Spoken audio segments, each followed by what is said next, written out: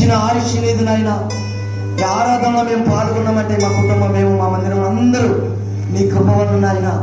అయ్యా మమ్మల్ని నీ యొక్క కృపలో కాపాడుతున్నానే. దినము మేము పడిపోతున్నప్పటికీ మమ్మల్ని కాపాడుతున్నావు నాయన. నీకు స్తోత్రములయ్యా. ఇంకా నాయన మా మందిరంలో మారు మనసు పశ్చాత్తాపం లేని వారికి సరైన అవగాహన వచ్చే విధంగా మాట్లాడుండదండి.